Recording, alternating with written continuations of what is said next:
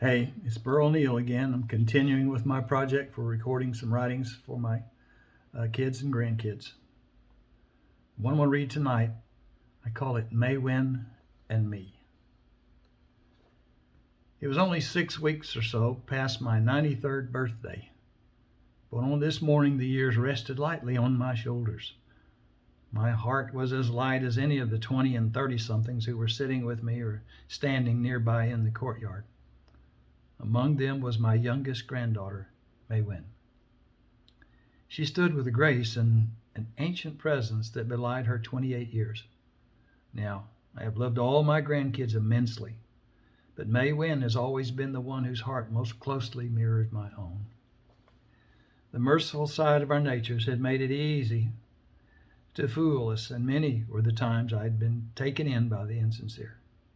And many were the times I had consoled her after someone had walked on her gentle spirit. But we both carried sweet memories of the delightful people God had allowed to wander through our lives. They had left the perfume of their passing in our spirits, and we knew the joy of tattooing our names on their hearts. We made a great team, Mae Wen and me. The young people around us waited patiently but expectantly. Every now and then one would turn and look eastward, and seeing nothing but the first light of the rising sun, return to quiet conversations or to simply waiting calmly and silently. I had never felt more at peace, nor more at home. The courtyard we had assembled in this morning was bordered by low stone buildings on its four sides. We occupied the western edge of the garden that filled the courtyard. Stone benches were placed in front of the buildings, and low native stone walls meandered through low, lush greenery. The occasional wildflower lent its splash of color to the peaceful scene. Mae Wen's hand found mine, and as I turned to smile at her, her gaze led me to the slim young woman standing to her left. Chen Yi saw us looking at her, and she smiled shyly. I never got used to the lights that flashed in her black eyes when she smiled. The lights had all but gone out when we first found her, still strapped to the back of her dead mother, who lay beside a fallen tree alongside a dirt road in the western edge of the Pyongyang province of Manchuria. Chen was only about 3 months old and nearly dead of exposure and dehydration.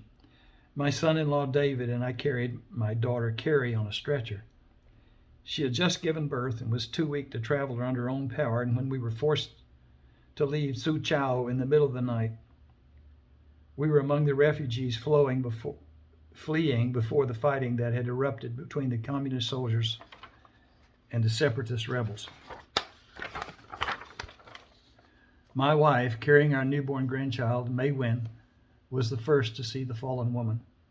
Laying my daughter in the shade under the watchful care of two elderly ladies, David and I approached the woman and her child, sure that both were dead. But the baby moved slightly and gave the weakest of cries.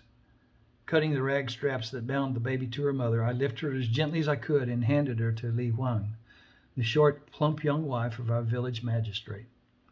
Li's infant son was among the first to die when communist rockets fell short of their intended targets and dropped shattering violence among the little houses of Suchao. Her eyes were still hollow and liquid with her grief, and her breasts were still full of the milk her son would never take from her again. The dirty little package I handed her was listless and too weak to take the nipple Li offered her. Squeezing out a few drops of her milk into the little mouth, she managed to awaken the hunger that gnawed at the baby.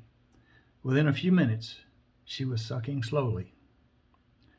Li's eyes softened as if some of her grief flowed from her heart along with the milk that flowed from her breast. As my wife leaned over Li to look a little more closely at the nursing baby, Mae Wen's little hand stretched out and waved about for a moment.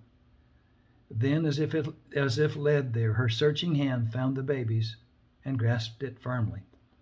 That was the first inkling of a bond that would be forged between the girls, a bond that would increase in strength and depth with the years. No sisters were ever closer. I had gained two granddaughters in the span of a single day. Thank you.